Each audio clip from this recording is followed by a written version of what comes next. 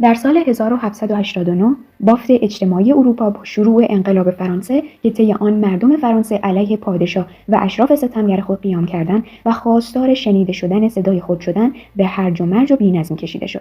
در عرض 3 سال پادشاهی‌های اروپا در جنگ با فرانسه انقلابی قرار گرفتند که به جنگ ائتلاف اول تبدیل شد. در خلال این جنگ بود که سلطنت فرانسه ملغا شد و به جای آن جمهوری جدیدی ظهور کرد که آزادی و برابری برادرانه را ایدئال می‌کرد. با این حال همزمان با ادامه جنگ‌های انقلابی فرانسه، یک افسر جوان خوش‌آتیه توپخانه فرانسوی شاهد افزایش سرسام‌آور حرفه‌اش در صفوف ارتش و دولت انقلابی بود، تا اینکه این مرد ناپلئون بوناپارت روزی افسار انقلاب را به دست گرفت و آن را زیر و رو کرد. ناپلئون از ظهورش در بحبوحه انقلاب فرانسه تا فتح نظامی اروپا، تا سقوط و ناک اوت نهایی در واترلو، تا به امروز به عنوان مردی که از طریق استعداد از پله‌های قدرت بالا رفت مطالعه شده و گاهی بت می‌ماند. اما شاید آن پله‌ها زیر وزن خودش هم می‌شکست، چون جاه طلبی‌اش استعدادش را به استبداد تبدیل می‌کرد. افسر ارتش فرانسه متولد کورسی، ناپلئون بوناپارت، که در ابتدا نام خود را به شیوه ایتالیایی ناپلئون دی بوناپارت امضا کرد تا 1796، زمانی که نام او برای اولین بار مورد توجه معاصرانش قرار گرفت، 24 ساله بود. اولین قدم کوچک افسر توپخانه جوان در بالا رفتن از نردبان اجتماعی فرانسه انقلابی از طریق نبرد در میدان نبرد با شمشیر در دست به دست نیامد، بلکه با نوشتن با قلم در دفتر کار انجام شد. در سال 1793 ناپلئون یک جزوه سیاسی در حمایت از انقلاب فرانسه نوشت. این جزوه که اولین ظهور او را در ارتباط عمومی نشان داد، گفتگوی روایی بین دو مسافر در یک مسافرخانه بود. در این داستان دو تاجر از مارسی تلاش می‌کنند تا مهمان مسافرخانهشان، یک سرباز، یک صنعتگر از مونپلیه و یک شهروند نیموار را متقاعد کنند که چگونه شهرشان برای شورش علیه دولت انقلابی پاریس توجیه می‌شود. پس از یک بحث شدید پشت سر هم، سرباز بحث را با اعلام اینکه شهروندان مارسی هیچ توجیهی ندارند پایان می‌دهد.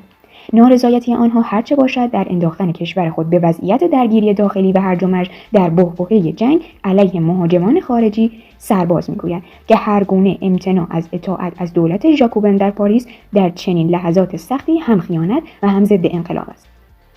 از طریق این جزوه سیاسی، ناپلئون حمایت آشکار خود را از انقلاب ابراز کرد و مخالفت خود را با مناطق طرفدار سلطنت در جنوب فرانسه معطوف کرد. کتاب سوپر دوبوکر ناپلئون به هیچ وجه اثری تاریخی و پیشگامانه نبود، اما با شرایط وخیم فرانسه انقلابی در لحظه نگارش آن همخوانی داشت، زیرا او این اثر را در زمان گذراندن زمان در ارتش ژنرال ژان باپتیست دوکارتون نوشته بود. کلیه ضد انقلابیون طرفدار بوربون در جنوب فرانسه فعالیت میکرد. جزوه او به زودی مورد توجه یکی از دوستان نزدیک بوناپارت، آنتوان کریستوف سالیستی، یکی از هموطنان کورسی که به عنوان یک کمیسر سیاسی در دولت انقلابی نفوذ داشت، قرار گرفت. سالیستی جزوه و نویسنده آن را به دوستش آگوستین روبسپیر، برادر ماکسیمیلیان روبسپیر معروف، معرفی کرد. آگوستین از لحن ژاکوبنی ناپلئون و پیام طرفدار انقلاب قدردانی کرد و شخصیت مغناطیسی ناپلئون را دوست داشت و دیری نگذشت که او همه توصیه و ایده های جوان کورسی را تایید کرد، حتی آن سیاست هایی که با مافوق نظامی او در تضاد بود. بنابراین ظهور ناپلئون به شهرت آغاز شد، از یک افسر توپخانه پست و مبهم به نامی با نام و نشان و شایستگی در صفوف انقلابی.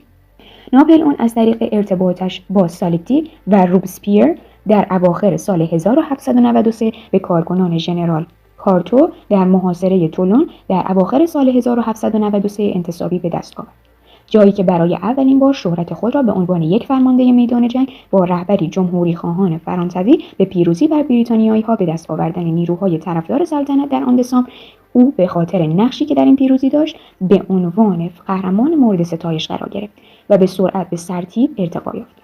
با این حال ارتباط ناپلئون با روبسپیر به زودی قطع شد، به معنای واقعی کلمه، زمانی که روبسپیر در سال 1794 در پایان سلطنت ترور سر خود را به گیوتین از دست داد. ناپلئون به عنوان همکار روبسپیر که قبلا به یک مأموریت دیپلماتیک مخفی به ژنوا دشمن فرانسه انقلابی فرستاده شده بود، مظنون ترور شد و توسط کسی جز دوست قدیمیش سالیتی که سعی داشت نجات دهد به زندان انداخته شد. سر خودش در پس از این کودتا علیه روبسپیر هر توهماتی که ناپلئون ممکن بود در مورد آرمان‌های آزادی و برادری مشترک در جمهوری فرانسه داشته باشد، اکنون زیر سوال رفته بود.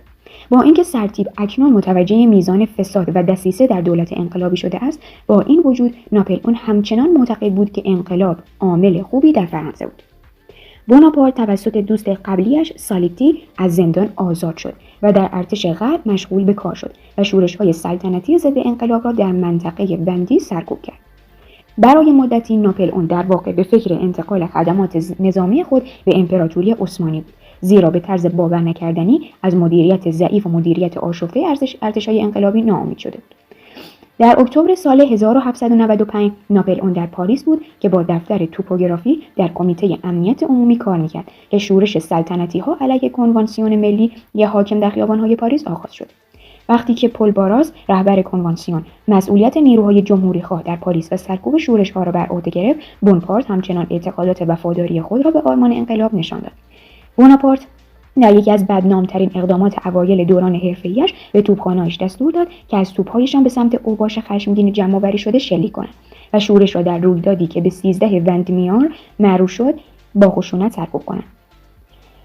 طولان شهرت نظامی اولیه ناپلئون را ایجاد کرده بود، در حالی که 13 وندمیار حرفه سیاسی او را مستحکم کرده بود. باراس و دیگر رهبران قدرشناس کنوانسیون که اکنون دولت جدیدی به نام دایرکتوری تشکیل داده‌اند، بناپارت را به عنوان ناجی انقلاب مورد ستایش قرار دادند و دیری نگذشت که او به درجه ژنرال دیویزیون با فرماندهی بر فرسوده‌ها ارتقا یافت. بعد تجهیز و عملکرد ضعیف ارتش ایتالیا، حرفه نظامی ناپلئون تنها با رشته پیروزی او در ایتالیای شمالی طی 1796-1797 رشد کرد، جایی که او روحیه سربازان فرانسوی تحت فرمان خود را تضعیف کرد و به عنوان یک ژنرال ترسناک شهرت پیدا کرد. سربازان او حتی برای اشتراک گذاری با علاقه به او لقب سرجوخ کوچولو دادند. ناپلئون با پیروزی قاطع خود در کمپین ایتالیایی به تنهای اتریشی‌ها را مجبور کرد تا معاهده‌ای را امضا کنند که به جنگ ائتلاف اول پایان داد و پس از 5 سال درگیری صلح شکننده‌ای را در اروپا به ارمغان آورد. مردم فرانسه از ژنرال پیروز به عنوان یک قهرمان و ناجی احترام می‌گذاشتند. از اینجا بود که مسیر ناپلئون به سمت استبداد واقعاً آغاز شد. وقتی متوجه شد که در جنگ پیروز شده است، نه روبسپیر، نه کنوانسیون و حتما نه فهرست فعلی.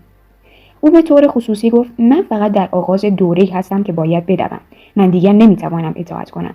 من طعم فرمان را چشیدم و نمیتوانم آن را رها کنم. صلح در اروپا دوام نیاورد و در عرض 1 سال ناپلئون در حال برنامه‌ریزی مبارزات بعدی خود علیه بریتانیا در جنگ دوم ائتلاف بود.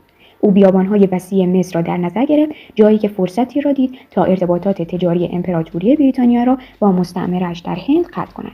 اما بیشتر از آن، کارزار ناپلئون در مصر یک سفر علمی و فرهنگی بود که بهترین مورخان و دانشمندان فرانسه را برای مطالعه سرزمین فراعنه و بازگرداندن ثروت و شکوه به مردم فرانسه با خود همراه می‌کرد. این کارزار نهایتاً با شکست نظامی فرانسوی‌ها خاتمه می‌یافت، اما از نظر سیاسی اکسپدیشن ناپلئون کاری را انجام داده بود که او می‌خواست انجام دهد. به افزایش شهرت و محبوبیت او در خانه کمک کرد.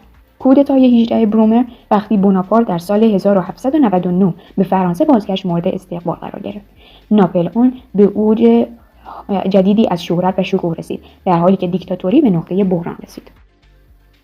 فساد و حرص و طمع دیکتاتوری را گرفتار کرد و مشروعیت آن مورد تردید قرار گرفت و ناپلئون شروع به جستجوی راهی برای به دست گرفتن قدرت برای خود کرد تا شخصاً فرمان انقلاب را در دست بگیرد. پاریس از قبل از فتنه‌های سیاسی و معاملات پشت سر هم غرق شده بود. او دید که زمان آن فرا رسیده است که قدرت خود را علیه حکومت انقلابی بازی کند. او با یک نقشه‌کش در فهرست، امانوئل جوزف سیس، که به دنبال حمایت ژنرال محبوب برای به دست گرفتن قدرت بود، یک اتحاد سیاسی برقرار کرد. در 9 نوامبر 1799 طرح ناپلئون به راه افتاد. طرح این بود که اجبار به انحلال قوه مقننه دیکتاتوری، رأیگیری در پارلمان جدید، پیشنویس قانون اساسی جدید و عملاً تجدید دولت با لوح کامل با رأی قانونی بناپارت و توسط پارلمان به قدرت برسد. سیس از طریق ارتباطات و رشوه‌های خود اطمینان می‌دهد که دیگر رهبران فهرست نتوانند با این پیشنهاد مخالفت کنند. ناپلئون حمایت سایر ژنرال‌های ارشد نظامی را برای توطئه خود به دست آورد و آنها را از طریق رشوه‌گیری یا جذابیت خود به دست آورد. ناپلئون و توطئه‌گرانش معتقد بودند که برای رسیدن به چنین قطعنامه‌ای نیازی به زور نیست و نمی‌خواستند به عنوان تصاحب قدرت از طریق یک کودتای نظامی دیده شوند. ناپلئون به حمایت برادرش لوسیان که به عنوان رئیس مجلس سفلی مجلس قانونگذاری یعنی شورای 500 نفر انتخاب شده بود تکیه کرد. او امیدوار بود که لوسیان بتواند قانونگذاران را وادار کند تا دولت را منحل کنند، اما شورا از شنیدن آن خودداری کرد. در حالی که ناپلئون و همدستانش با بی‌صبری فزاینده بیرون منتظر بودند، گفتگوها در داخل اتاق ادامه یافت. 500 نفر از شنیدن او خودداری کردند. نمایندگان با فریاد هورس لالویی یا خارج از قانون از روی صندلی‌های خود بلند شدند و برخی از اعضا حتی خنجرهایی را روی ناپلئون کشیدند. بوناپارت و نارنجک زنانش از اتاق بیرون رانده شدند و او متوجه شد که برخی از ژنرال‌هایش به وضوح در حرکت بعدی خود تردید دارند. اگر شورا ناپلئون را قانون شکن اعلام می‌کرد، ممکن بود اوضاع به گونه دیگری پیش می‌رفت. اما بلا تکلیفی آنها برای قدرت آنها و انقلاب فرانسه به طور کلی کشنده خواهد بود. هنگامی که سربازان با همراهی ناپلئون وارد اتاق شدند، طبل‌ها بیرون می‌کوبیدند. نمایندگان به سرعت شروع به پراکنده شدن کردند. بسیاری برای فرار از صحنه دیوانه‌وار از طریق پنجره‌های سطح اتاق عجله کردند. در یک کودتای سریع و قاطع، ناپلئون عملاً دیکتاتوری را منحل کرده بود. پس از کودتا، یک کنسولگری به قدرت رسید که در آن 3 کنسول مشترک جمهوری فرانسه را رهبری می‌کردند. ناپلئون، سیس و یکی از توطئه‌گران راجر دوکوس که بعداً به قدرت رسید. چارلز فرانسوا لبران جایگزین او شده، اما ناپلئون برای تمام مقاصد و قدرت را برای خود به عنوان نخستین کنسول جمهوری فرانسه تثبیت کرده بود. مانند سالهای رو به زوال جمهوری روم، آرمانهای انقلابی واقعی آزادی و برادری تحت کنسولگری یا بهتر است بگوییم دیکتاتوری، ناپلئون از بین رفت. او دیده بود که چگونه دولت‌ها و مجالس مختلف فرانسه انقلابی کشور را در هرج و مرج و بی‌نظمی انداخته بودند و بوناپارت قصد داشت با کسب قدرت مطلق به آن پایان دهد. ناپلئون به شدت از دفترش در روزهای کاری 17 ساله کار می‌کرد و بر تحول سریع فرانسه از یک جمهوری به یک دیکتاتوری تک نفره نظارت داشت. برخی نکات مثبت در کنسولگری ناپلئون وجود داشت. او تقویم پرهیجان انقلاب را کنار گذاشت و یک کد قانونی جدید به نام کد ناپلئونی ایجاد کرد، مبنای بسیاری از قوانین حقوقی در اروپا، و همچنین نظم و ثبات عمومی را در فرانسه برقرار کرد. اما برای همه مقاصد انقلاب فرانسه یا حداقل آرمان‌هایی که به وجود آمده بود در 9 نوامبر 1799 مرد و مرگ برای بیش از 10 سال ناپلئون در دومین کمپین ایتالیایی خود یک رشته پیروزی دیگر بر نیروهای ائتلاف به دست آورد که با نبرد مارنگو در سال 1800 به اوج رسید که موقعیت ناپلئون را به عنوان کنسول اول فرانسه مستحکم کرد و تداوم ثبات دولت جدید را تضمین کرد. ناپلئون که اکنون قدرت مطلق و بلا منازع بر مردم فرانسه را در دست دارد، سرانجام در سال 1804 با برگزاری انتخاباتی که او را به امپراتور فرانسه تبدیل کرد، حکومت خود را بر کشور تثبیت کرد. ناپلئون بوناپارت که زمانی انقلابی آرمانگرا بود، مانند بسیاری از برادران فرانسویش آرمان‌های انقلاب فرانسه را برای دستاوردهای خود زیر و رو کرد و به همان چیزی تبدیل شد که در ابتدا با آن مبارزه می‌کرد: یک پادشاه مطلق.